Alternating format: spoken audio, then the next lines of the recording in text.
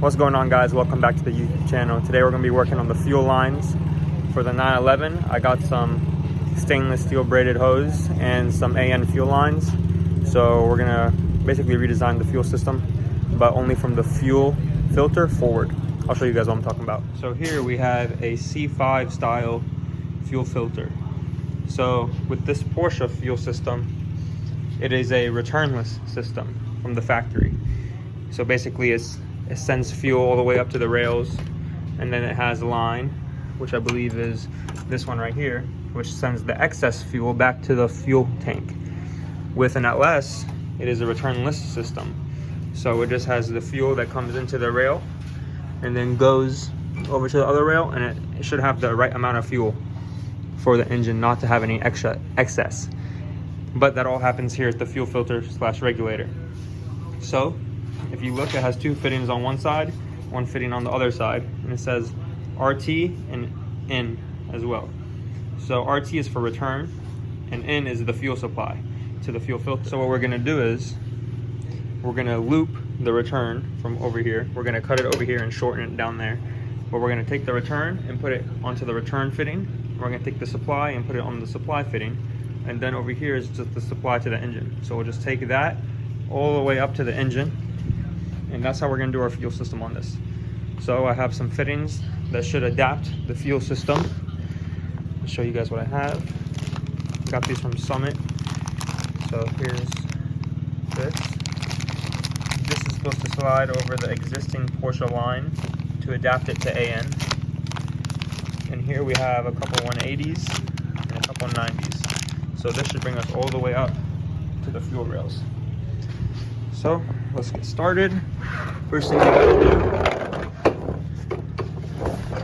do is remove the trans mount and a couple coolant lines so we can access the fuel filter, which I'll show you guys in a second. All right, here we are. We're under the car. I got out one of the trans brackets that bolster the underbody of the car. And here we have the fuel filter. You can see it right there. So this line, where did it go? This one right here is the fuel supply. So I'm gonna put one of those fittings I showed you earlier that converts this to AN on here, and then we're gonna put a 90 on it and send it straight up there, and another 90. Then from here, we're gonna go, where's the return? I think the return is this line right here. Let's see, I think, yeah, that's the return. And we're gonna put a 180 on it over here and bring it into the back of the fuel filter, and then we're gonna take the supply line from here all the way up over there. So let's get started on that. I'm gonna take off these coolant lines and we'll go from there. All right, so we've got the lines dropped a little bit, the coolant lines, so we can get in here and access the fuel pump, which I just removed the clamp for right here. Now the fuel pump moves freely, but we gotta disconnect the fuel line here and possibly at the end of the fuel filter as well. So we got the other fuel line disconnected. Now we're disconnecting this one. I already did disconnect it, but it spilled more fuel than I thought, so I went to get a bucket. So there we go. That's the fuel supply to the fuel filter. Just gonna let that drain for a couple minutes. We'll pull out the fuel filter after that. So here you can see the original fuel filter. For some reason, you guys need the part number for it. Here it is. But this is the supply, and this is to the engine. But as you notice, there's only one inlet on this fuel filter and one outlet. So as I was showing you earlier, this one has two in one. So that's how that's gonna work. Here we have on the Fregola fitting. So I believe you just push it on. So pushed it on as far as I could. Looks like nothing else is moving on it, so we'll hook it up from here.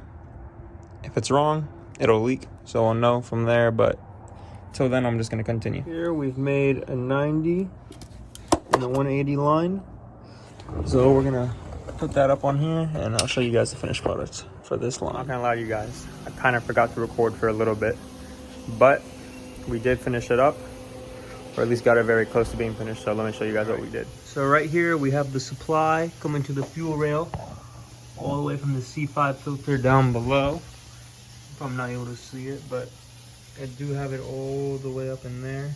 Here's where it goes to. Right there on the end of the C5 filter. We have it running through over here. Got it over here. Here we have the 180 supply I was talking to you guys about earlier. Which just goes right up to the back of the filter. Then we have the return line as well, coming all the way up to right over here. We gotta get rid of this fuel line, and the one all the way up there for the return as well.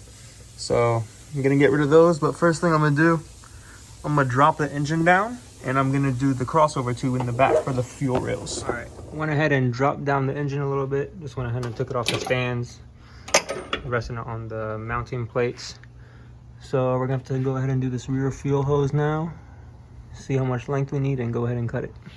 Well, decided to take it back out real quick so I can put on this fuel line correctly. I want to get out these hoses that I don't need as well. Just makes it a lot easier with the powertrain out of the car.